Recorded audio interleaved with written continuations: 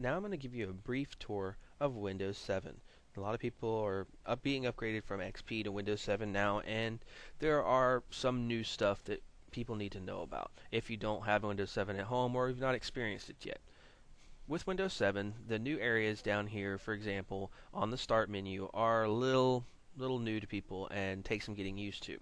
For example, you have your buttons down here that in XP used to be known as Quick Launch. In the Quick Launch functionality, you would click it singly and it would open up that window. And that's basically it. And when the window would open, the icon would be over here indicating that the window was open. In Windows 7, that is no longer existing. They now use the icon itself for a placeholder for the window. For example, if I click Internet Explorer, notice my Internet Explorer page opens, but instead of being a normal window open over here on the bottom, it's actually on the icon itself. A new functionality also that they've made is if you click the icon again, it just minimizes the window instead of opening another window. So these are no longer quick launch icons, they're just programs that are now called pinned to your taskbar. To get another window of, say for example, Internet Explorer, and without using the tabs up here, which is what Microsoft would like you to do, is use the tabs. Basically, you have to go down here and right-click on the icon and choose Internet Explorer. This will then open a second window like you are used to. And then you notice with two windows open, they have the icons stacked. Now, say you have a bunch of windows open, bunch of work going on, but you need to find something that you can't get to right away. Like you're trying to mix through it and it's just taking too long. You want to go fast. To do so, put your mouse over the icon, for example, Internet Explorer. Notice the two windows that come up. These two windows is the new feature called Hover to Discover. Basically, when you hover over the icon, it will discover the two windows that are, or multiple windows that are open for this program. If you can see the preview well enough to know which one you want, then you can select it. If not, you can hover over that icon, and that icon will glass affect anything else on the screen and show you only the one that you're hovered over. If that makes sure that that's the one you want, you click it and it will bring it forward. Another functionality to this is basically if you want to add things down here. For example, I have my Office shortcuts on my desktop. For my Office shortcuts, if I want my Word to be down here, so it's a one single click icon, so I can open up Word really fast, you find the icon or the program that you want down here, and instead of just dragging it down, you right click and choose Pin to Taskbar. When you pin to Taskbar, notice the new icon that appeared down here. Now that icon is a single click and it opens with Word. That's basically that. Now, if you want to unpin something, for example, Windows Media Player, we're going to pick on Windows Media Player. You right-click on the icon and choose Unpin, and it will disappear.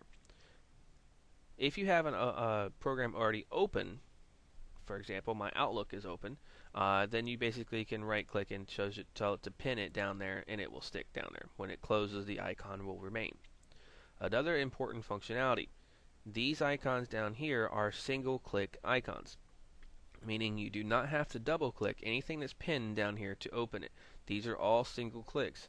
The most important one to remember that about is Outlook. If you double click the Outlook icon from here, it will open two versions of Outlook, two instances. Two instances of Outlook is never a good thing. They will confuse each other and therefore cause calendar problems and other future issues where they won't synchronize. So make sure you only have one version of Outlook open at a time. But again, these are single click icons, very quick launchable, that kind of deal.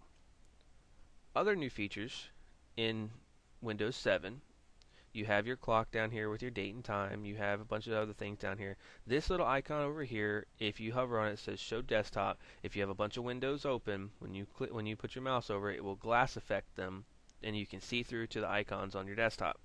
If you click it again, it will minimize everything on your screen down to the taskbar. A lot of your icons that are running, or a lot of your programs that are running that you don't normally see are down here. For example, your network icon, if you have a laptop, your battery icon, your volume icon, and other icons that you may use. This icon here is your synchronization icon. If you have your scanner folders and your unit folders and things like that on the desktop, and you go to them and they do not work, you can. This is usually the icon where you want to go. For example, if you're docked and at work and your folders aren't working, you would right click on this and choose the sync all function as explained in my shortcut video. Alright, another functionalities. If you go under Start, you have the new search area. In the new search area, if you type in the name of a document that you're looking for, if it's on your computer, it will find it. For example, if you type in the name Word, you get the Word program itself up here at the top, and you get anything associated with Word, even Word documents themselves. A folder that happens to be called Word. Anything you need is in this. We'll search when it's in here. On the right, you have all your stuff, all your links to different folders as it's labeled, computer, control panel, printers, stuff like that. And then this area here. This is a shutdown button. If you want to restart, when we tell you to restart, this is the restart button, logging off, stuff like that.